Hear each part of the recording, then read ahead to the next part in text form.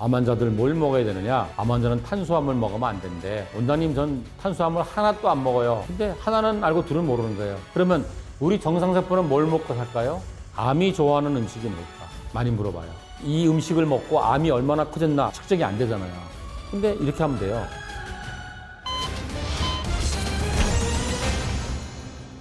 건강의 신 구독자 여러분 안녕하십니까? 저는 16년째 암 환자들과 함께 생활하고 있는 암요양병원 1세대 의사 이영석입니다. 암이 좋아하는 음식이 뭘까? 많이 물어봐요. 한마디로 말하면 우리가 좋아하는 음식. 우리가 막 땡기는 거 암도 땡겨요. 암 환자는 탄수화물 먹으면 안 된대. 맞아요. 암세포의 먹이가 탄수화물이에요. 탄수화물을 한문으로 당이라 그래요. 왜 당이냐? 맛있어서 달달해서 당이에요. 암세포도 그런 거 너무 좋아하죠. 탄수화물이 왜 이제 나쁘다 그러는 걸 설명하려고 하는 건데, 펫 찍을 때 요만한 링게로 맞고 찍어요. 그 링게로가 포도당이야. 근데 그 포도당에다가 핵을 발라놨어. 그러면 여기 딱 주사를 놓으면 20초 만에 심장을 통해서 온몸으로 가잖아요. 탄수화물이 마지막에 쪼개진 게 포도당이잖아. 에너지가 들어왔잖아. 모든 세포가 뺏어 먹으려고 그러잖아. 힘센 놈이 다 뺏어가. 그 힘센 놈이 뭐냐면 암세포나 만성염증세포. 펫을 딱 찍었어. 그럼 포도당이 들어왔어. 쫙 퍼졌어. 근데 이게 암이야. 그럼 얘가 다 뺏어 먹어요.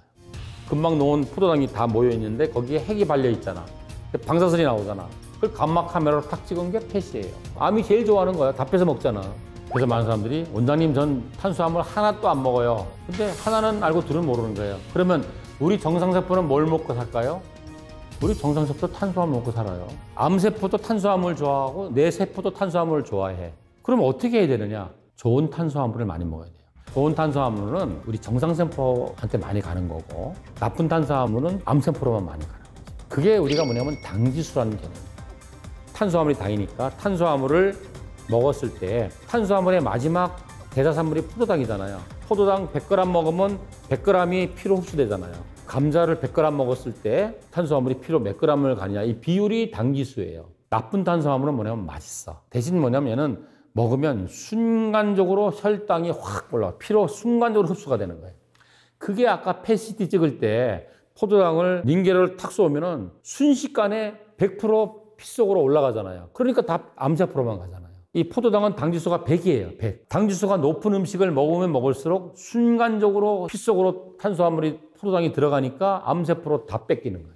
암세포들이 배 터지게 먹고 나서 그 남은 거를 정상세포들이 먹고 사는 거예요. 그러니까 암은 자꾸 크고 환자는 삐쩍 말라가고. 이러려면 항암 치료 뭐하러 해요? 항암 3주에 한 번 하면 항암 효과가 3주 나는 것도 아니고 뭐 12시간, 24시간 안에 다 없어지는데, 예를 들어서 이번에 항암을 한 번 해서 암세포를 100만 개를 죽였어. 근데 20일 동안 탄수화물 나쁜 거 많이 먹으면 1000만 개가 크는데? 그건 이거랑 마찬가지예요. 당뇨 환자가 식이 조절 잘하고 당뇨약이나 주사를 딱 맞으면 공복에 당이 뭐 107, 108 나오게끔 의사 선생님이 처방을 해줬어. 근데 오늘 아침에 딱 재니까 180 나왔네. 할머니 어저께 뭐 먹었어요? 어젯밤에 떡 하나 먹었지. 밤에 떡 하나 먹고 자면 아침에 180이 나와요. 당뇨 환자가 먹으면 안 되는 음식을 똑같이 암 환자가 먹어요. 당뇨 환자가 먹어야 되는 식이요법을 똑같이 암 환자가 해요. 왜냐하면 당으로 다 결정하는 거니까. 이 음식을 먹고 암이 얼마나 커졌나 측정이 안 되잖아요. 근데 이렇게 하면 돼요. 음식 먹기 전에 당뇨 환자들 이거 핀 거 하잖아요. 먹고 나서 딱 재면은 그만큼을 내가 포도당 먹은 거예요. 그걸 딱 아시면 돼요. 이거를 증명할 수 있는 게 라론 증후군이라는 거 들어본 분들 많을 거예요. 난장이의 한 종류인데 대부분 이제 안데스 산맥 쪽에 사시는데 전 세계에 한 30만 명 정도밖에 안 된다 그래요. 다 키가 작고 배불뚝이 비만인데 그 사람들이 당뇨가 없고 암이 없는 거예요. 음식은 딱 그런 걸 먹는데. 그래서 영국인 의사가 신기하다 그래서 20년간 이들과 같이 살아요. 대단한 사람이죠. 이 사람들과 같이 살면서 그걸 연구한 거예요. 보니까 이분들은 염색체 이상에 의해서 성장 호르몬이 결핍된 사람들이에요. 근데 그 성장 호르몬이 뭐냐면 IGF-1이라는 건데, 암 환자가 탄수화물을 먹으면 안 되는 이유가 크게 두 가지가 있어요. 하나는 뭐냐면은 나쁜 탄수화물을 먹으면 순간적으로 피 속에 당이 확 올라갔어. 그러니까 힘센 암세포가 다 뺏어 먹었어. 그러니까 암이 성장되는 거예요. 두 번째, 나쁜 탄수화물을 먹었더니 순간적으로 혈당이 확 올라가니까 뇌가 센싱을 해. 혈당 올라갔네? 췌장한테 명령을 내려. 야, 빨리빨리 일어나. 너 빨리 지금 인슐린 만들어서 빨리 해. 인슐린이 뭐예요? 인슐린은 화물트럭이에요. 피 속에 있는 포도당을 세포로 옮겨주는 택배차야, 택배차. 그러니까 내가 췌장 보고 명령을 해서 빨리빨리 이제 인슐린을 만들게 하는 거예요. 그러면 인슐린을 막 이제 만드는 거예요. 그런데 췌장에서 인슐린을 만들어서 피 속에 투입시킬 때 IGF-1이라는 거, 영어로 하면 인슐린 라이크 그로스 팩터 1. 인슐린과 비스무리하게 생긴 성장 호르몬. 얘가 피 속에 확 투입되는 거예요. 얘는 뭘 하겠어요? 세포를 성장시키는 거예요. 어떤 세포를? 피 속에 있는 암세포를. 당지수가 높은 나쁜 탄수화물을 많이 먹으면 암세포한테 먹이도 준대다. 또 암세포를 성장시키는 성장호르몬도 분비시니까 암세포가 얼마나 신이 나겠어요. 힘든 항암하면서 이렇게 나쁜 음식을 먹어서 되겠어요. 어떻게 먹어야 되느냐? 탄수화물은 에너지원이잖아요. 정상세포 에너지 많이 줘야죠. 많이 먹어야 돼. 뭘? 좋은 탄수화물을 많이 먹어야죠. 우리가 에너지가 있어야지 체온도 유지하고 걸어도 다니고 심장도 뛰고 눈도 보고 귀도 들을 거 아니에요? 암도 탄수화물 좋아하는 게 아니라 나도 탄수화물이 있어야 살아가요. 그러면 좋은 탄수화물을 먹자. 그건 뭐냐면 먹었을 때 혈당이 서서히 올라가서 서서히 떨어지는 거. 그런 좋은 탄수화물은 even distribution. 모든 세포에 골고루 들어가요. 나쁜 탄수화물은 혈당이 피크가 일어나요. 순간적으로 올라가는 거는 암세포로 일단 다 가. 남은 찌꺼기만 정세포로 가. 좋은 탄수화물, 그게 야채다. 왜 야채냐? 야채의 80%는 식이섬유, 파이버예요. 우리는 반추동물이 아니기 때문에 식이섬유를 분해해서 포도당으로 만들 수가 없어요. 그래서 뱃속에 있다가 퉁퉁 불어서 변으로 나가요. 비만 환자라 특히 변비 환자한테는 굉장히 좋은 거예요. 포만감이 있기 때문에 많이 먹을 수가 없어. 포만감은 있고 칼로리는 주니까 살 빼는 데는 제격이지요. 또 먹는 순서도 중요해요. 우리는 밥 먹고 야채, 나물 먹고 반찬 먹고 이러잖아요. 근데 양식 먹으면 어떻게 해요? 샐러드 먼저 먹고 다른 거 먹잖아요. 그 순서는 양식이 맞아. 샤브샤브 가보세요. 고기는 넣었다 빼야 돼요. 금방 조직이 와야 돼요. 근데 야채는 한참 끓여야 돼요. 야채를 먹잖아요. 그러면 얘가 씹어서, 씹기도 힘들어. 씹어서 위에서 녹여서 장까지 갈 때 시간이 한참 걸려요. 그런 다음에 이제 우리가 현미밥이나 견과류 이런 걸 먹으면 도달 시간이 맞춰지겠죠. 그러면 당지수가 10인 거하고 1인 거하고 먹으면 5가 아니라 3, 2 이렇게 떨어져요. 그래서 먹는 순서도 중요해요. 요약하자면 나쁜 거 먹지 말자. 암세포가 좋아하는, 암세포를 키우는, 또 암세포 성장 호르몬을 만드는 나쁜 탄수화물. 빨리 흡수되는. 그게 뭐예요? 흰밥, 밀가루 이런 거 먹지 말자. 그 다음에 뭐냐면 암을 일으키는 발암물질들 먹지 말자. 육가공식품들, 붉은 고기들, 화학적 첨가물들, 짠 것들 이런 거 먹지 말자. 그럼 뭘 먹느냐? 좋은 탄수화물을 많이 먹자. 그게 뭐냐? 야채다. 야채는 혈당 지수를 낮추는 데 좋기도 하고 탄수화물 에너지도 공급하지만 조효소, 세포의 신진대사를 원활하게 하는 조효소가 비타민, 미네랄 이런 것들이잖아요. 그게 어디 들어있어요? 그게 소고기에 들어있어요? 닭고기에 많이 들어있어요? 야채에 들어있어요. 그래서 야채를 많이 먹자. 유방암 환자는 재발을 막기 위한 노력을 해야 되는데 뭘 할 것인가? 내가 할 수 있는 게 뭔가? 적어보세요. 뭐 먹는지 아침, 점심, 저녁. 그러면은 일단 우유 자랑스럽게 이야기를 해요. 그러면서 내가 이렇게 해서 왜 이거 먹으면 안 돼요? 그런다고. 환자들이 콩 많이 물어보죠. 에스트로겐이 있어서 유방암 환자 먹으면 안 된다. 의견이 분분했었어요. 그럼 뭘 먹느냐?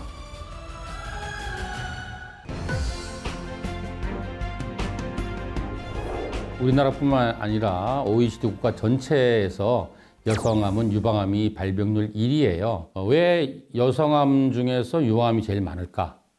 우리가 생각을 해보면은 가장 큰 이유 중에 하나는 유방암을 아마 가장 열심히 환자들이 자가검진도 하고 또 조금만 이상이 있으면 가서 검사를 하기 때문에 빨리 발견할 것 같아요. 두 번째는 의학적으로 유방암의 발병 인자, 위험 인자로 밝혀진 거는 에스트로겐 하나밖에 사실 없어요.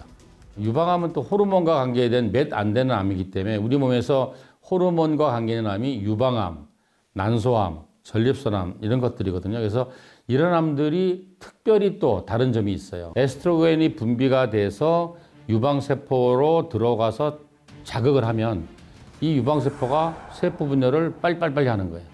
그리고 증식도 빨리빨리 하는 거예요. 그러니까 세포 분열을 많이 하다 보니까 거기에서 돌연변이도 많이 생기겠죠. 그래서 암이 많이 생기고 또 암으로 된 유방암 세포에 에스트로겐이 또 들어가면 얘를 또 자국에서 자꾸 번식을 하고 증식을 하게 돼요. 그러니까 암이 자라게 되겠죠. 그래서 그 에스트로겐 관리가 굉장히 중요하다. 에스트로겐이 많이 분비되거나 오랜 기간 에스트로겐에 노출되면은 그만큼 유방암에 걸릴 확률이 많겠죠. 대표적으로 우리가 생리 주기에 따라서 에스트로겐 양이 다른데 요즘은 점점 여자들이 초경을 일찍 해요. 또 폐경이 늦게 되잖아요. 수명이 늘어나다 보니까 더 늦게 또 폐경하는 분들도 많아요. 그러니까 그 라이프 스판 전체에서 에스트로겐에 노출되는 시간이 길어지는 거죠.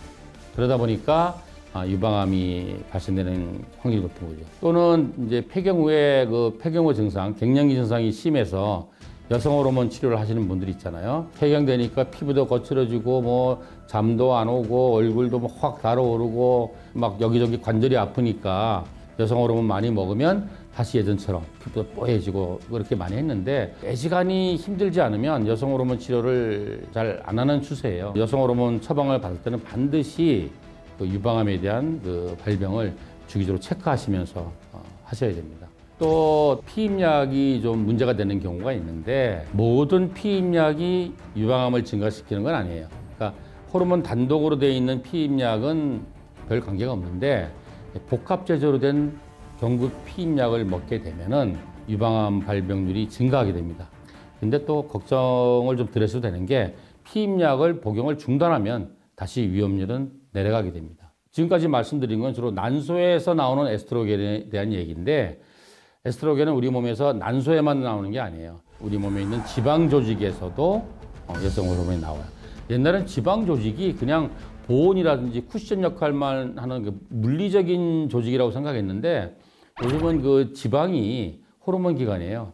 그래서 왜 그 유방암 환자들은 자꾸 살이 찌잖아요. 다른 암은 자꾸 살이 마르고 그래서 다른 암은 자꾸 살찌라 그러는데 유방암 환자는 살찌면 혼나요. 왜냐하면 살이 찐다는 건 지방이 늘어나는 거죠. 그러면 에스트로겐이 많이 나오는 거죠. 그러면 재발의 확률이 많아지고 또 발병의 확률도 높아지는 거죠. 식생활, 그죠? 서구화된 산업화된 식이와 관계된 대표적인 암이 유방암, 그리고 남자들은 전립선암, 그리고 남녀 공이 대장 직장암이거든요. 그래서 식이와 아주 관계가 많다. 사실은 고기 먹을 때 비계 많이 먹으면 안 돼요. 왜냐하면 사람이나 동물이나 이 지방은 에스트로겐을 분비하는 호르몬 기관이기도 하겠지만 쓰레기장이에요.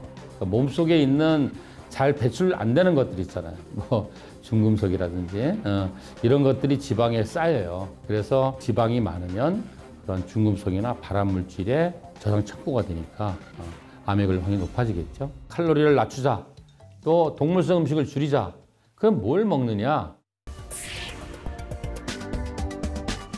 우리 병원에 오는 환자들 나름대로 식이요법에 대해서 공부도 많이 하시고 또 실천하는 분들이 와요. 적어보세요. 뭐 먹는지 아침, 점심, 저녁. 그러면은 일단 우유 뭐 막 자랑스럽게 이야기를 해요. 그러면서 내가 이렇게 해서 왜 이거 먹으면 안 돼요? 그런다고. 우리 여러 가지 식이요법이 있잖아요.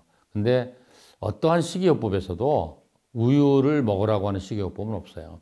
그 이유는 크게 두 가지죠. 우유가 뭐예요? 깐난쟁이 소가 급속하게 자랄 때 단기간에 먹이는 거잖아요. 송아지 때. 좀 크면 이제 안 먹이잖아요. 그러니까 소의 유전자에서 만들어진 제품이죠. 그걸 우리가 먹으면 사람의 유전자하고 충돌되겠죠. 그렇잖아요. 사람은 사람 걸 먹어야죠.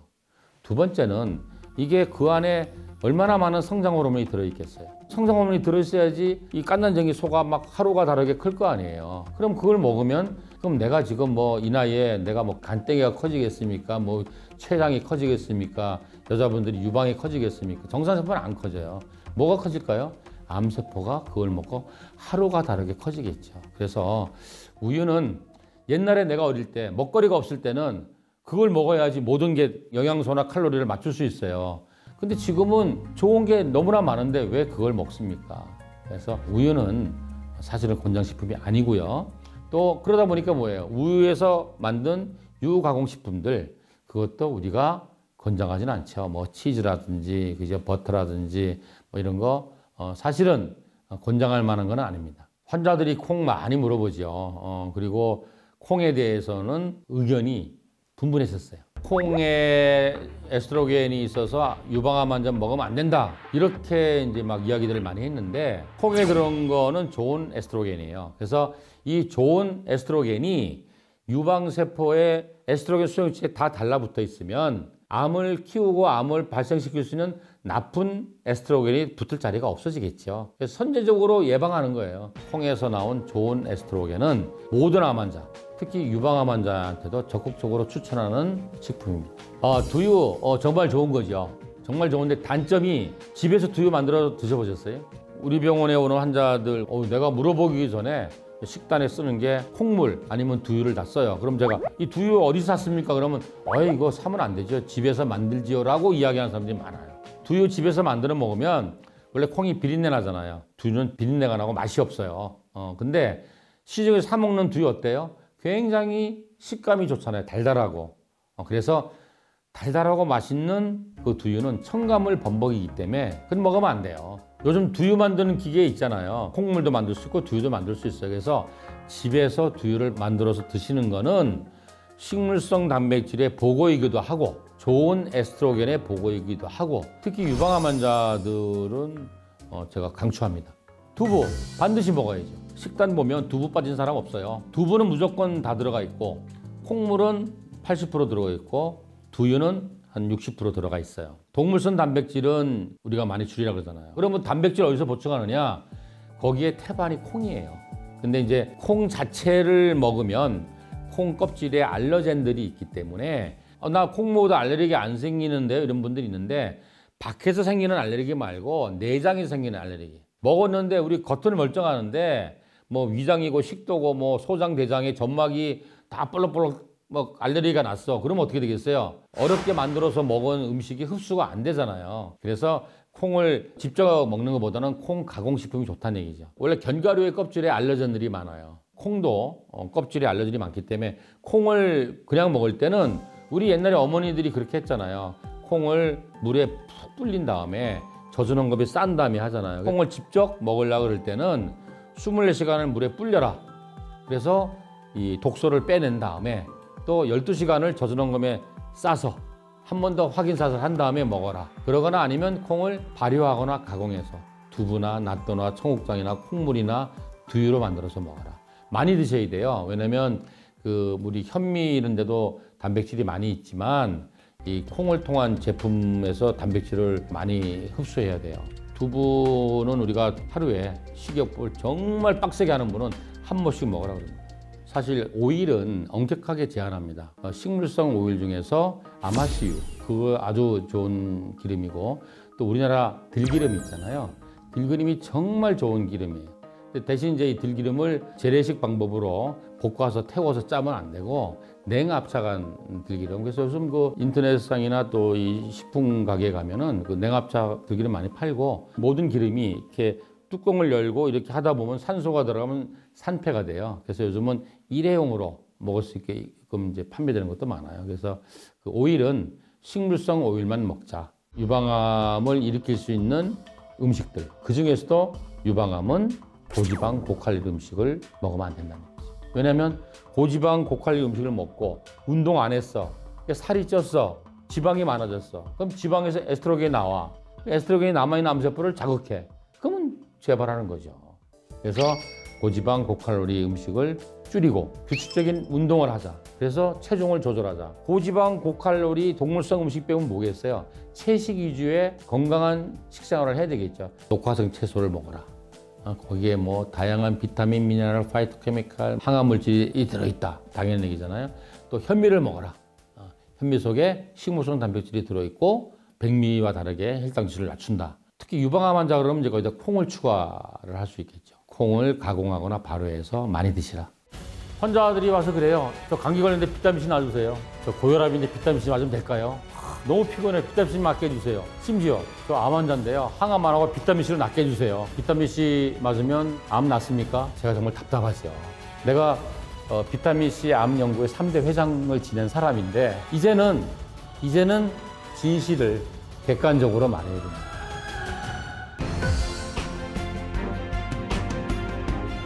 비타민C 암 연구의 3대 회장을 지낸 사람인데 2010년경에 미국에서 비타민C로 암 환자를 치료하는 리오단 클리닉이라는 병원이 있어요. 거기서 치료법을 공부하신 한국인 의사가 한국에 이거를 전파하고 싶다 그래서 암 환자를 비타민C로 치료하는 비타민C 암 연구회라는 거를 7명의 의사가 처음 학회를 만들어 시작을 했다. 그래서 이게 우리나라 비타민C를 암 환자 치료하는 시초가 됐다.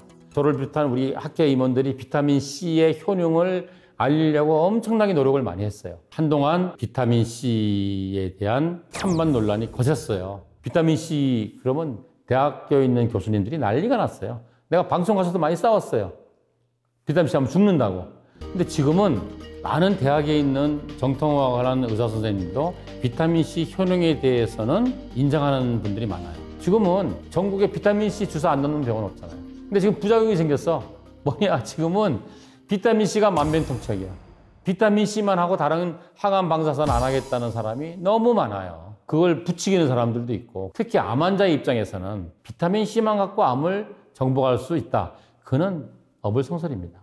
이제는 진실을 객관적으로 말해야 됩니다.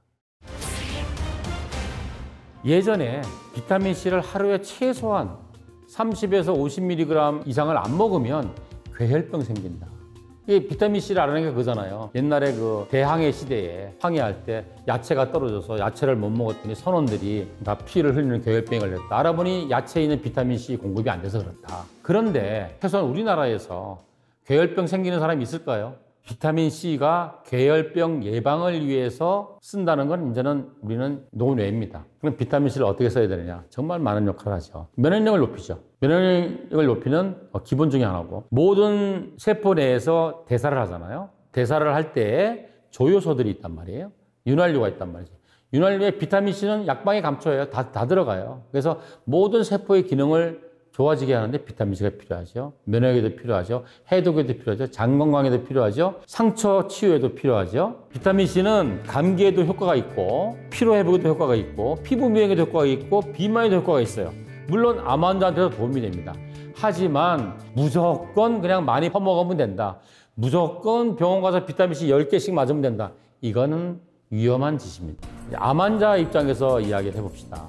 내가 비타민C를 왜 쓰느냐? 암세포를 공격하기 위한 거냐? 면역력을 높이기 위한 거냐? 항암제의 해독을 위한 거냐의 목적에 따라서 쓰셔야 돼요. 비타민C는 이 약의 용도가 다 맞아야 돼요. 비타민C는 용량에 따라서 상반된 역할을 해요. 양날의 칼이에요. 저용량에서는 항산화 능력이 있고 면역을 높이는 능력이 있어요. 아주 고용량으로 쓰면 반대예요. 활성산소를 일으켜서 세포를 죽이는 역할을 해요. 나 감기가 걸렸어. 면역력 높여야 되겠어. 야, 너무 피곤해. 활성산소가 많은가 봐. 그럴 때는 비타민C를 저용량을 먹으면 돼요. 암 환자지만 면역력을 높이거나 뭐 항산화 기능이나 이런 걸 했을 때는 저용량을 쓰면 되는데, 아니야, 나는 지금 항암제가 없대. 항암 노릇을 하게끔 세포를 죽이는 역할을 해야 돼. 그때는 고용량을 써야 돼요. 환자들이 이제 비타민C 치료하면서 많이 물어보는 게 경구 비타민C의 용량에 대한 얘기예요. 우리가 처음 비타민C 암 연구할 때는 뭐라 그랬냐? 용량을 얼만큼 먹어야 돼 그러면은 갓 토러러블 도세지라고 그랬어요. 그게 무슨 말이냐면 비타민C의 부작용이 한 두세 개 있어요. 첫 번째 부작용이 뭐냐면 주사 비타민은 아닙니다. 먹는 비타민을 많이 먹으면 설사를 해요. 어떤 사람은 1000mg만 먹어도 설사하는 사람이 있고, 어떤 사람은 5000mg을 먹어도 설사 안 하는 사람이 있어요. 그럼 우리가 뭐냐면 설사하기 직전 용량까지 먹어라 라고 우리가 교육을 했어요. 그것도 어떻게 먹느냐? 하루에 6번을 먹어라. 최소한 4번 내지 6번을 먹어라. 많이 퍼먹어라. 이렇게 우리가 이제 했죠. 근데 모든 과학이 그렇잖아요. 10년 전의 진리가 지금도 진리다. 그건 과학이 아니에요. 10년 전에는 이런 줄 알았는데 더 연구를 하다 보니까 이게 아니었어. 조금 틀렸어. 그러면 계속 새로운 논문이 나와야지 과학이 발전하는 거잖아요. 근데 2000년 이후에 논문이 많이 나왔어요. 먹는 비타민 C를 얼마를 먹을 거냐는 얘기인데, 많은 논문들이 동의하는 게 하루에 맥시멈 2.4g, 2400mg 이상 먹는 거는 바보짓이다. 우리 인체가 아무리 많이 먹어도 2400mg만 피로 흡수시키고 나머지는 배설된다. 또 하나, 2400ml를 4시간 간격으로 자꾸 먹으면 혈액 속에 자꾸 축적이 돼서 이게 주사 맞는 효과가 난다. 그렇지 않습니다. 비타민 C는 1000mg씩 아침, 저녁으로 2번 정도. 그래서 하루에 한 2000mg 정도씩 먹는 거는 모든 사람한테 도움이 됩니다. 건강한 사람, 건강하지 않은 사람, 비만한 사람, 고혈압 환자, 젊어지고 싶은 사람, 그죠? 또 암 환자 다 도움이 되는 기본 베이스로 생각하시면 됩니다. 단 먹는 거를 많이 먹는다고 해서 혈중 비타민C 농도가 올라가서 효과가 배가가 된다. 이건 잘못된 생각이에요. 우리가 아무리 많이 먹어도 우리 인체는 비타민C를 2000mg 이상 절대 흡수 안 시킵니다. 나머지는 뭐예요? 다 바로 버리는 거예요. 용량에 대해서 이야기하자면 재밌는 얘기가 미국에서 비타민C로 암을 치료한다고 막 그러니까 유명한 암센터 휴스턴에 있는 MD 대전에서 그럼 임상을 해보자. 비타민C를 1000mg을 먹으면 사람이 죽을 거야 이렇게 생각했어요. 그래서 그 임상을 한 거야. 임상 일상이 뭐냐면 독성을 보는 거예요. 1000mg 먹으면 죽을까 안 죽을까 뭐. 지금 생각하면 웃기잖아요. 약국에서 비타 1000 팔잖아요. 그게 1000mg짜리잖아요. 결과는 뭐냐면 효과가 없다고 나왔어요. 개비지 인, 개비지 아웃 그러잖아요. 잘못된 자료가 들어가니까 논문의 결과가 잘못 나오는 거예요. 암에 대한 효과를 할 때 1000mg짜리를 주사가 아니면 먹는 거로 한 거예요. 그럼 당연히 효과가 없을 수밖에 없죠. 전제가 잘못된 거죠. 모든 음식도 마찬가지고 약도 마찬가지고 비타민C도 마찬가지고 우리가 입으로 1000mg를 먹었을 때 피로 얼마나 가냐 하면 20에서 25%밖에 안 가요. 1000mg을 먹어도 혈중 농도는 한 200에서 250mg 정도밖에 안 된다. 그 정도의 농도는 뭐냐? 활성산소를 죽이는 항산화 역할이나 아니면 면역을 높이는 역할이나 건강을 북돋아주는 역할을 한다. 그럼 암 환자가 비타민C를 항암제하고 쓰는 사람이 있단 말이에요. 비타민C를 이건 반드시 정맥 주사로 맞아야 돼요. 수술도 하고 항암도 다 하고 그 다음에 재발을 막기 위해서 비타민C를 고용량으로 맞는 거. 이거는 의학적으로 근거가 있는 거예요. 항암제는 정통의학이 되는 거고 비타민C는 보완대체의학이 되는 거예요. 이 보완대체의학이란 말은 미국 국립보건연구원 NIH에 분류가 돼 있는 거예요. 캠이라고 보완대체의학이라고 돼 있는 거예요. 근데 수술도 안 하고 항암도 안 하고 비타민C로만 하겠다. 이건 말이 안 되는 소리죠. 항암제나 비타민C나 암세포를 공격하는 기전은 똑같아요. 뭐냐면 활성산소를 만들어서 세포를 괴롭히고 죽이는 거예요. 근데 그 강도의 차이가 있는 거예요. 항암제나 방사선 치료제가 활성산소를 엄청난 양을 만들어서 암세포를 바로 파괴시킬 정도의 농도가 나오는 거예요. 근데 비타민C는 그 정도 농도는 아니에요. 바로 암세포를 공격해서 파괴해서 죽이지 못하지만 암세포 안으로 들어가서 세포가 대사를 할 때 에너지를 많이 못 만들게 해서 건강하지 못하게 하는 거예요. 항암제와 비타민C를 암을 치료하는 데 입장으로 놓고 보자면 비슷한 메커니즘이 있다. 그런데 그 농도는, 효과의 강도는 엄청난 차이가 난다. 그러면 항암을 계속하지 왜 비타민C를 하냐? 항암제는 활성산소를 엄청나게 만들어서 세포를 바로 파괴시켜버리는 거예요. 근데 단점은 뭐냐? 얘는 정상세포도 같이 공격하는 거예요. 그래서 매일 할 수도 없고 영원히 할 수도 없어요. 대신 비타민C는 과산화수소와 활성산소를 만들어서 암세포를 공격하지만 그 공격의 강도는 항암제보다 훨씬 약하겠죠. 항암제가 암을 죽이는 능력하고 뭐 비타민C 이게 암을 죽이는 능력하고 어떤 게 세겠어요? 항암제가 훨씬 세잖아요. 항암제는 미사일이야. 미사일 막 쏘는 거야. 근데 비타민C는 권총이야. 그런데 문제는 뭐냐? 정상세포는 비타민C가 만드는 활성산소가 들어가면 물로 다시 가수분해를 만들어버려요. 그래서 정상세포는 아무 영향을 안 미쳐요. 그러니까 어떻게 보면 표적 치료제, 타겟 세라피, 암세포만 공격하는 거라고 할 수 있어요. 이런 좋은 점이 있어요. 그래서 뭐냐면 매일 맞아도 돼요. 영원히 맞아도 돼요. 근데 단점은 뭐냐? 강도에 있어서 항암을 절대 못 따라간다는 거죠. 그렇다면 우리는 어떻게 하면 되겠어요? 의료 소비자인 환자 입장에서는 이놈 좋은 놈, 이놈 좋은 놈 다 따가지고 항암도 하고 비타민C도 하고 적절히 조합하면 되잖아요. 아유, 난 대학병원 치료만 할래. 이것도 현명하지 못한 판단이고. 뭔 소리야. 항암하면 큰일 나. 면역력이 없어져. 나는 비타민C만 할래. 이것도 어리석은 짓이에요. 돌이킬 수 없는 상태가 돼서 병원을 찾아오는 그런 분들이 의외로 많습니다. 항암이 확실히 효과가 있을 때는 할 필요가 없겠죠.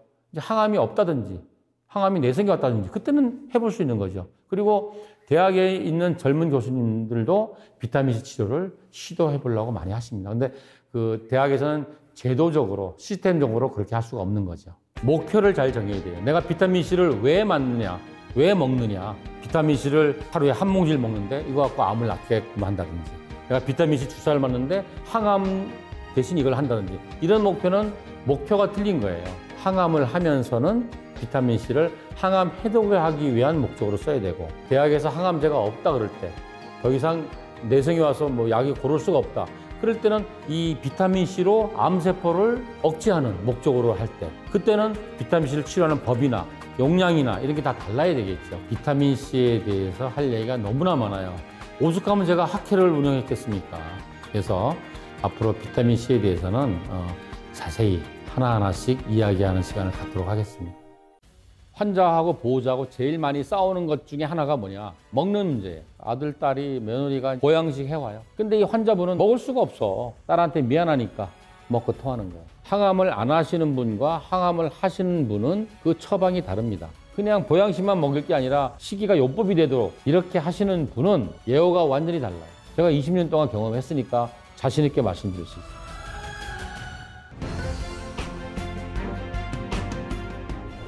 암 환자들이 내가 이제 암이다, 사실 그럴 때 인정하는 데까지 시간이 좀 걸려요. 인정하고 난 다음에는 바로 시작하는 게 식단 바꾸는 거지. 식이요법을 하는데 항암을 안 하시는 분과 항암을 하시는 분은 그 처방이 다릅니다. 또 항암을 하더라도 아무런 특별한 문제가 없는 분도 꽤 많아요. 그런 분들하고 항암하면 한 4, 5일 들어 누워야 되는 분하고는 당연히 식이요법이 달라야 되겠죠. 예를 들자면 항암만 하면은 일주일 못 먹는다. 이분들은 식이요법의 우선이 뭐냐면은 칼로리와 영양소를 보충해 주는 거예요. 그래서 그때는 제한하는 음식을 풀어줘야 돼요. 그때도 뭐 무조건 해독 스프만 먹고 샐러드만 먹고 이러면 큰일 납니다. 그때는 동물성 음식을 좀 먹혀야 돼요. 왜냐하면 제가 암 환자들 그 식이요법 하면서 혈액 검사를 주기적으로 하면서 하는데, 제가 가장 중요시 하는 거는 뭐냐면 콜레스테롤 수치예요. 이게 콜레스테롤은 90% 가까이가 우리 간에서 합성이 되는 거거든요. 근데 우리는 지금 뭐 건강한 사람은 너무 많이 먹어서 뭐 고지혈증이 돼서 콜레스테롤이 나쁜 놈이라고 생각하지만, 암 환자한테는 절대적인 필요한 게 콜레스테롤이에요. 콜레스테롤이 있어야지만 담즙이 나와서 음식을 소화할 수도 있고, 스테로이드 호르몬을 만들어서 우리를 위기 상황에서 지탱할 수 있는 체력을 유지할 수 있어요. 그래서 콜레스테롤이 100 이하로 떨어진 분은 거의 중환자실로 들어갑니다. 재발 전이 돼서 항암을 뭐 1년, 2년째 하는 분들은 콜레스테롤만 떨어지는 게 아니라 단백질과 알부민도 떨어져요. 간 수치도 거의 뭐 6, 7 이렇게 떨어지고, 이런 분들은 식이요법의 큰 요소가 뭐냐면 암을 공격하는 것보다 정상세포를 지탱하게 해주는 겁니다. 근데 이런 분한테도 무조건 채식만 하라고 강요하는 보호자가 있어요. 그럼 큰일 납니다. 가장 좋은 거는 단백질을 포함한 모든 영양소를 동물성 단백질에는 식물성 단백질로 충분한 양을 흡수할 수 있으면 그게 베스트죠. 그렇게 하려면 채소를 하루에 7 내지 9kg을 먹어야 돼요. 근데 그렇게 못하는 암 환자가 더 많잖아요. 항암을 해서 못한다든지 뭐 수술을 해서 소화가 안 된다든지, 이런 경우에는 수정 보완을 모디피케이션을 해야죠. 그런 사람한테도 계속 채식만 요구하면 오히려 영양소 결핍에 의해서 면역력이 떨어져서 안 좋은 결과를 일으키게 되죠. 그래서 이런 분들한테 내가 뭐라 그러냐면은 환자의 상황에 따라서 혈액 검사 결과에 따라서 식이를 조절하는데, 내가 아무리 해도 뭐 채소를 한 1kg밖에 못 먹어. 이럴 때에는 반드시 동물성 단백질을 보충해 줘야 돼요. 왜냐하면 동물성 단백질은 식감이 좋습니다. 그리고 소화 흡수가 식물성 단백질보다 잘 됩니다. 그리고 동물성 단백질은 완전 단백질이라고 그래서 거기에 우리 몸에서 만들어지지 않기 때문에 먹어야 되는 필수 아미노산이 다 들어있어요. 그래서 써야 되는데, 그래도 가능하면 붉은 고기는 빼고 흰살 생선이나 가금류, 닭고기나 오리고기를 드시면 되겠죠. 그래서 저 같은 경우는 생선 쪄서 드시거나 생선을 삶아서 거기다가 현미밥 말아 드시거나, 아니면 더 좋은 거는 닭 백숙이나 삼계탕 국물에다가 현미를 죽을 쏘서 거기다가 야채를 좀 넣어서 이렇게 드시게 하면 한두 끼 이렇게 먹고 나시면 환자분이 좋게 살아나요. 근데 그런 상황에서도 식이요법 한다고 채식만 고집하면 큰일 납니다. 진짜 이 환자분은 하루 종일 먹는 게 커피 숟가락으로 5개밖에 안 되는 사람이 있어요. 그런 분이 나 소고기 좀 먹고 싶어. 드셔야죠. 근데 옆에서 보호자가 아버지 이거 먹으면 어떻게 해 이거 뭐, 그거는 말이 안 된다고 저는 생각합니다. 모든 사람을 그냥 이거 다 안 먹고 이것만 먹게 한다. 그러면 안 되죠. 식이요법이라는 건 어떻게 보면은 편식이에요. 편식이기 때문에 얘를 완전히 안 먹을 거냐, 아니면 이 동물성 음식 중에서 생선이나 계란이나 닭고기나 이런 거는 허용할 거냐, 안 할 거냐, 이것도 반드시 검사를 해가면서 이게 혹시 이 편식으로 인해서 오히려 더 내 몸이 나빠지는 게 아닌가, 부작용이 생기지 않냐, 좋아지고 있나, 이걸 확인해 가면서 피검사 결과에 따라서 바꿔줘야죠. 가끔 응급실 가시는 분이 있잖아요. 가장 많은 게 뭐냐면은 칼륨이 올라가고 고칼륨 혈증으로 심장이 부담이 돼서 응급실 가시는 분이 없지 않아 있습니다. 식이요법이라는 거는 많은 것을 생각해야 돼요. 이건 약이 아니잖아요. 그래서 좋은 음식 한두 번 먹었다고 병이 낫는 것도 아니고, 나쁜 음식 한두 번 먹는다고 병이 걸린다는 것도 아니에요. 그래서 식이가 요법이 되려면 일단 양이 어느 정도 확보가 돼야 됩니다. 그리고 그 기간이 어느 정도 필요해요. 암 환자들 먹는 게 걱정이죠. 입으로 먹을 수 있으면 얼마나 좋겠어요. 그러나 암 환자분 중에 치료가 끝난 분은 모르겠지만 계속 투병하시는 분들은 많이 먹을 수가 없어요. 환자하고 보호자하고 제일 많이 싸우는 것 중에 하나가 뭐냐? 먹는 문제예요. 아들, 딸이, 며느리가 이제 막 보양식 해와요. 뭐 이거 좀 드시라 그러고 뭐 막 해와요. 그러면 뭘 만들면 한 냄비는 만들잖아요. 근데 이 환자분은 먹을 수가 없어. 입맛도 없고, 먹으면 막 배가 아프고 한 2숟갈밖에 못 먹어. 그러면 이제 다 버리잖아요. 한두 번, 서너 번 지나면 이제 뭐 딸하고 싸워. 그러면 이제 이 노인네는 미안하니까, 딸한테 미안하니까 먹고 토하는 거예요. 항암을 하게 되면은 항암제가 암세포처럼 빨리빨리 자라는 세포를 공격을 해요. 암세포처럼 빨리빨리 자라는 세포 중에 하나가 뭐냐면 소화기 점막이에요. 구강염이 생긴다든지, 미식거린다든지, 토한다든지, 설사를 한다든지, 변비가 온다든지 이렇게 돼요. 그럼 한번 생각해 보세요. 설사하는데, 토하는데 입맛이 나겠습니까? 또 하나는 종양에서 나오는 여러 가지 사이토카인들, 여러 가지 성분들이 있어요. 이 성분들이 식욕 증출을 억제하는 거예요. 또 장폐색이 왔다든지 그러면은 먹으면 아파요. 또 복수가 차도 위가 눌리니까 많이 먹을 수가 없어요. 근데 저절로 입맛이 없어져요. 먹고 싶은 생각이 없어져요. 돌이켜보면은 동물들은 뭐 먹기 위해 살잖아요. 근데 집에서 키우던 강아지가 아프면 스스로 지가 제일 좋아하는 햄을 갖다 줘도, 소고기 통조림을 갖다 줘도 안 먹어요. 먹지 않으면서 자기 체내에 있는 치유 능력이 극대화되는 거죠. 그러면서 하루 이틀 회복이 되면서 이 강아지가 먹기 시작해요. 그래서 우리 인체도 힘들 때는 소식을 하게 이렇게 만드는 것 같아요. 제발 먹는 문제 갖고 싸우지 마세요. 환자는 먹을 수가 없어. 먹으면 더 통증이 있고, 어떤 경우에는 먹으면 출혈해요. 이럴 때는 치료가 뭐냐면 일단은 금식해야 돼요. 조금 먹는 게 영양가로 몸에 흡수도 안 돼요. 그래서 그럴 때는 금식하고, 입으로 먹는 게 아니라 혈관으로 먹어요. 혈관으로 뭐 탄수화물, 단백질, 지방, 비타민, 미네랄을 다 공급해 줘야 돼요. 손상된 위장관이 회복되는 데는 수액이 들어가야 돼요. 그래야지 손상된 위장관이 빨리 회복이 됩니다. 그래야지 항암제로 손상된 위장관의 점막이 빨리 회복이 되셔서 이분이 또 빨리 드실 수가 있어요. 입으로 먹은 음식이 소화기관에서 쪼개져서 피로 흡수돼서 세포로 가기까지 너무 장애물이 많아요, 이 환자. 우리는 쉽게 하는 건데.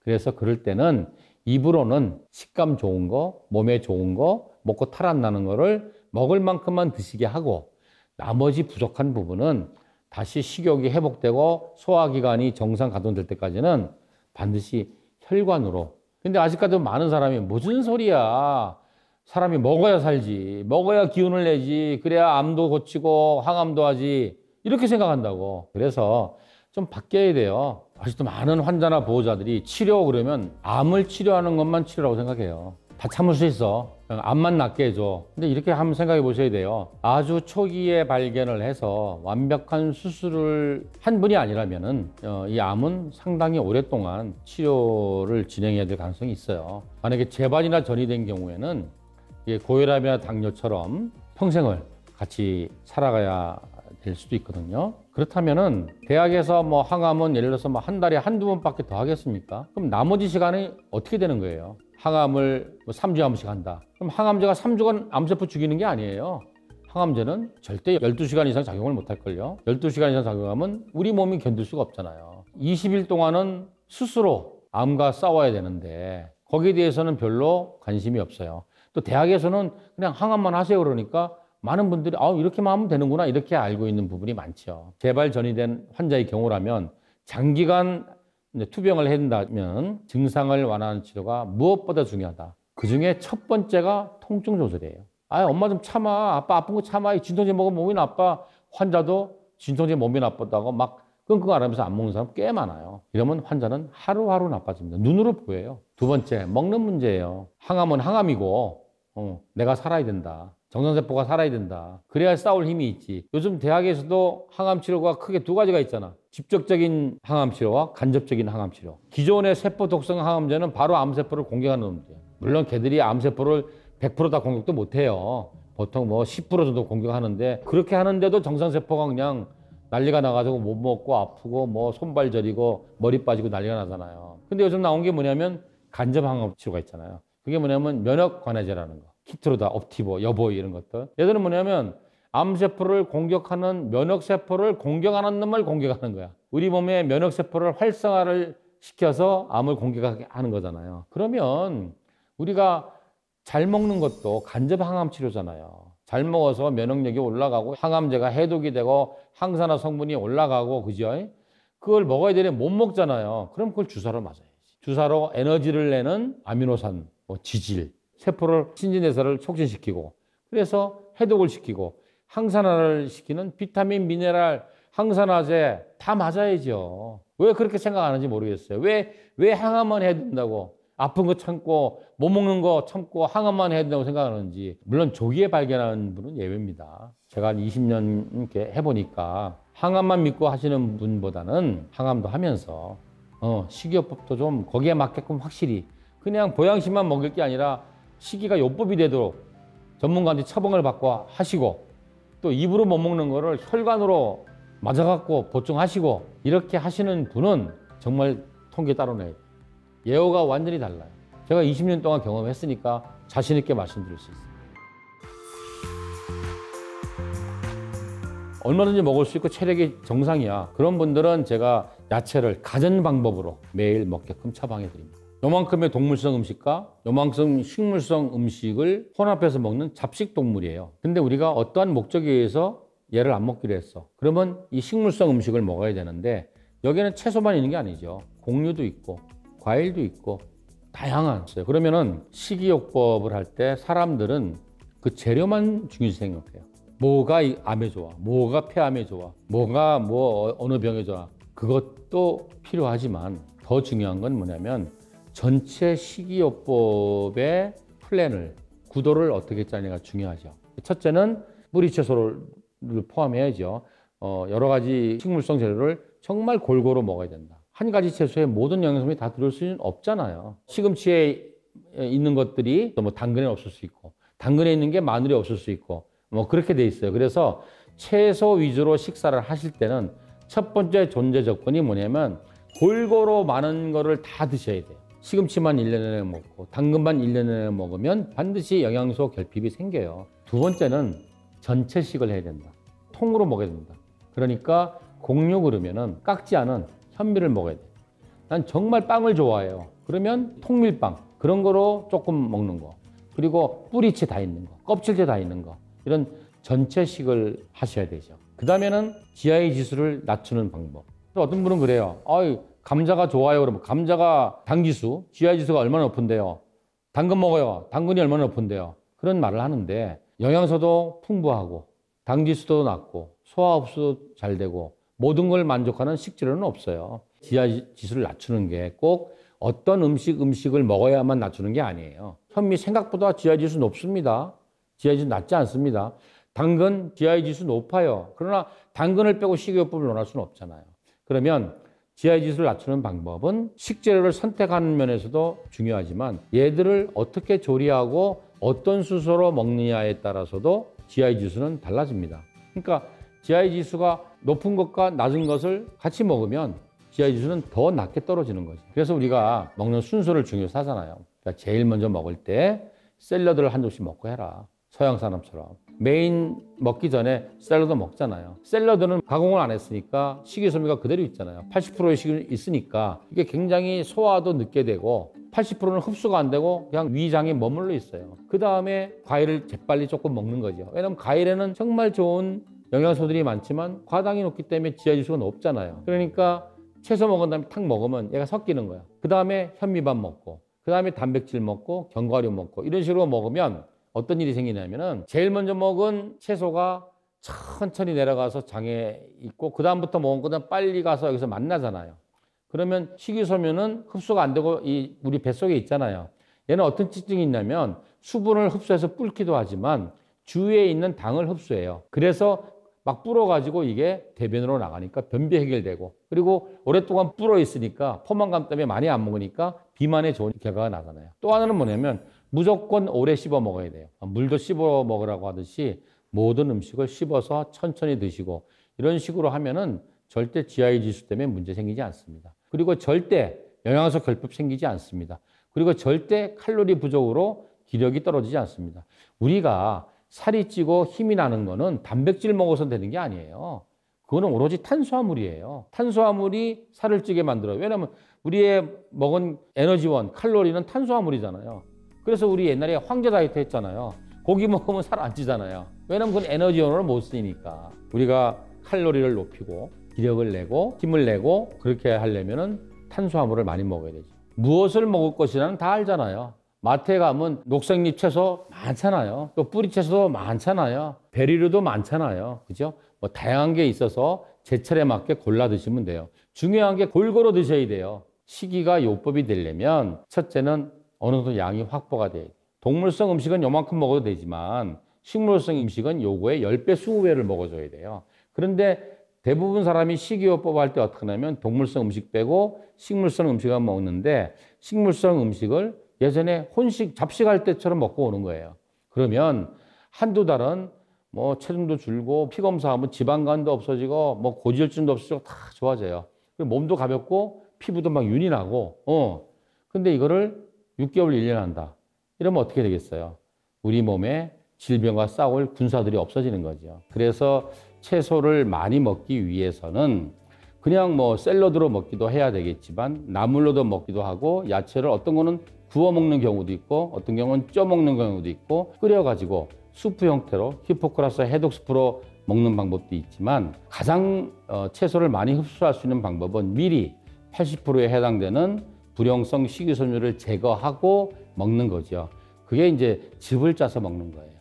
그러면 이 풀떼기만 먹으면 어떻게 되느냐? 예를 들어서 샐러드도 먹고 즙도 먹고 히포스프도 먹고 구워도 먹고 쪄도 먹고 삶아도 먹고 현미밥도 먹고 막 이렇게 하잖아요. 그 처방대로 다 먹으면 칼로리가 얼마나 되는지 아세요? 하루 먹는 칼로리가 2,500에서 3,000칼로리가 돼요. 칼로리 오버예요. 그래서 살이 찔 수 있기 때문에 우리가 반드시 운동하라고 그래요. 그리고 세포의 신진대사를 확 일으키기 위해서 갑상선 추출물을 먹게 해요. 필요한 영양소와 칼로리를 충분히 흡수하고 비만으로 가지 않도록 운동하고 대사시키고 이렇게 합니다.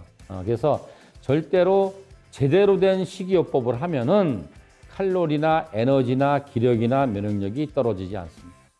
아주 무서운 암을 진단받았지만 결과가 좋은 분들을 이렇게 보면 몇 가지 특징이 있어요. 제가 처음에 이 길을 온 이유는 저희 아버님이 한 25년 전에 식도암에 걸리면서 뭐 대학에서는 수술하고 방사선만 하고 끝. 이 원장님, 아버님 수술 잘 됐습니다. 그래서 감사합니다.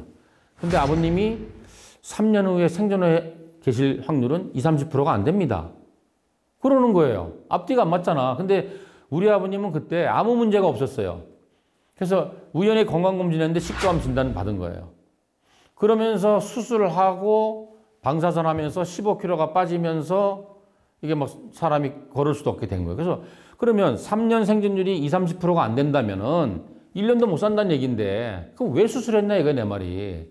게다가 수술한 식도가 점점 쪼그라드는 거예요. 이제 뭐냐면 협착이 일어나는 거예요. 그래서 뭐 물이라도 이렇게 먹으면 꼬로로 다시 나와요.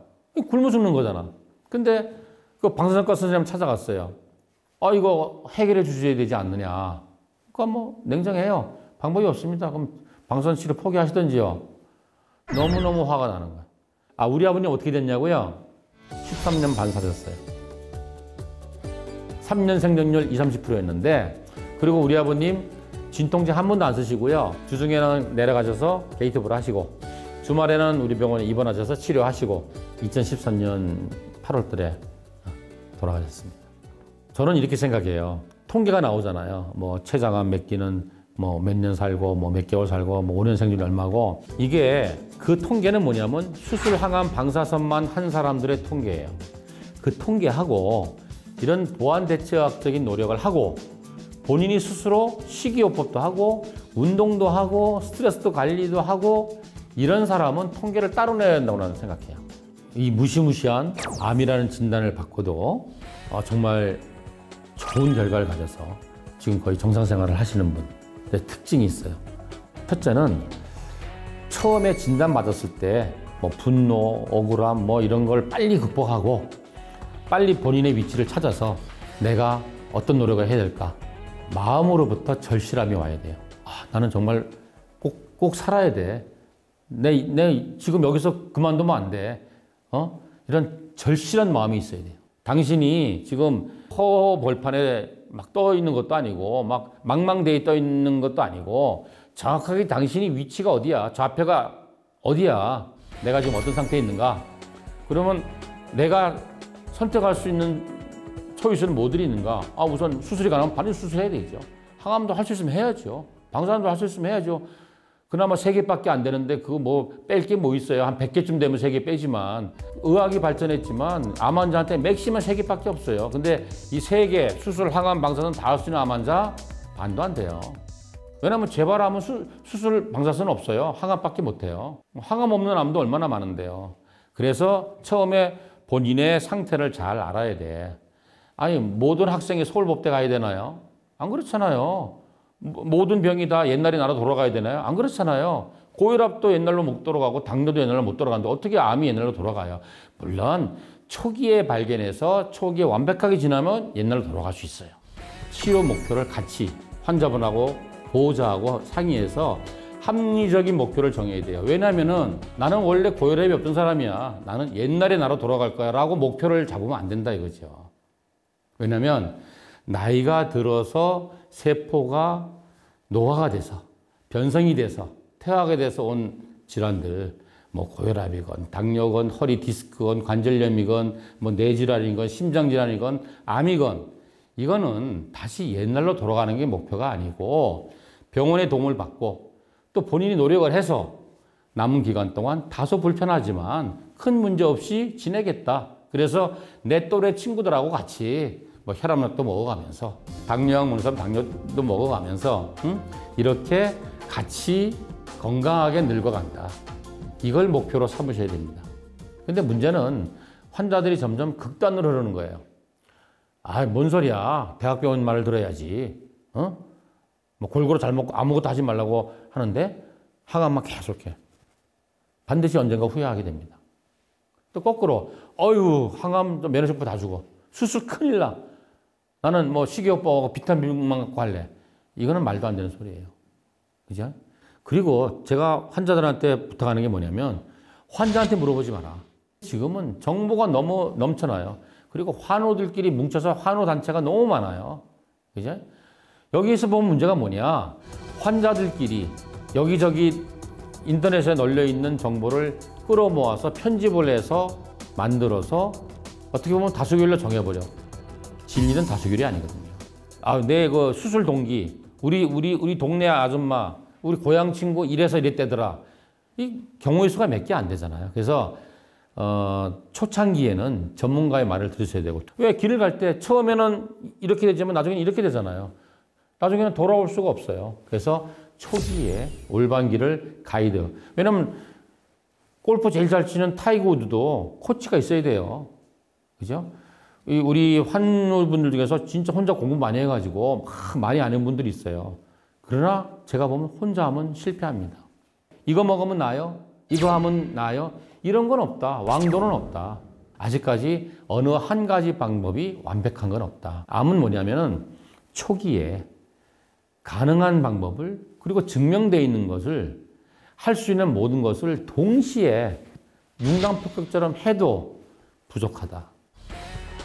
두 번째는 머리가 같이 움직여줘야 돼요. 머리가 냉철함이 있어야 돼요. 뭐냐? 대학에서 나한테 이렇게 도와준대. 그런데 이거는 나한테 이런 도움이 있대. 그럼 나는 이 부분이 부족해. 이거는 내가 해야 되겠구나. 그죠? 이런 마음을 가져야 되고, 그러면서 그 모든 것들에 대해서 사실 공부를 좀 하셔야 돼요. 예를 들어서 식이요법? 아이고, 골고루 잘 먹으면 되지. 그게 아니라 이제 공부를 진지하게 하는 거야. 그래서 이게 이렇게 먹어야 되고, 이렇게 먹어야 되고, 이게 맞는 말이네. 나는 여태까지 아프지도 않고 그랬으니까 대한민국 제일 좋은 병원에서 제일 좋은 선생님이 수술하고 항암하니까 나는 완치될 거라든지. 이런 엉뚱한 좌표를 찍으면 안 된다는 얘기죠. 그리고 난 다시 옛날로 돌아갈 거야. 나는 그냥 노력 안 하고, 의사 선생님이 수술하고, 수술은 의사가 가지 자기가 안 하잖아요. 하고 때 되면 가서 간호사가 찔러주면 항암하고, 또 집에 가서 또 평소대로 일하고 놀고 아무거나 먹고, 이러면 안 된다는 얘기예요. 그리고 항암도 이래서 해야 되고, 수술도 해야 되고, 비타민 주사도 맞아야 되고, 해독도 해야 되고, 공부를 좀 하셔야 돼. 머리가 이해가 돼야 돼요. 그러고 몸이 따라가줘야 돼요. 그러면서 한번 해보는 거야.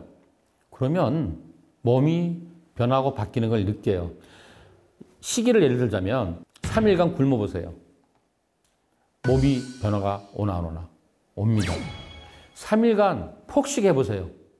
몸이 변화가 옵니다. 그렇죠? 3일간 안 좋은 음식 먹어보세요. 바로 느껴요. 3일간 정말 건강식을 해보세요. 바로 옵니다. 그죠? 이렇게 딱 되면, 이렇게 세팅이 되면은, 물론 그 가이드 해주는, 도와주는 분도 있어야 돼요. 제일 중요한 게 배우자, 가족이 지지를 해줘야 돼요. 그죠? 해주고, 그리고 이제 방향을 잘 잡아야 되겠죠. 그렇게 해서 자고 우면 안 하고 노력을 하면은 반드시 좋은 결과가 있습니다. 그리고 이분들의 특징은 뭐냐면은 한번 딱 마음을 먹으면은 흔들리지 않아요. 그래서 환자들이 제일 두려울 때가 뭐냐면 항암하면 2달마다 CT 찍고 결과 보잖아요. 결과 보러 갈 때가 제일 두려워요. 근데 이분들은 뭐냐면은 특징이 결과 안 봐요. 보호자만 보라 그래요. 결과 안 좋으면 어떡하겠다는 거예요. 그죠? 나는 그냥 내 할 일 열심히 할 거야. 항암이면 항암, 수술이면 수술 열심히 하고, 식이요법하고, 운동하고, 비타민, 해독이면 해독. 그 스케줄 따라 열심히 할 거야. 그냥 머리를 초등학생처럼 비우고 단순하게 사는 거예요. 그죠? 그런 분이 성공하는 것 같습니다.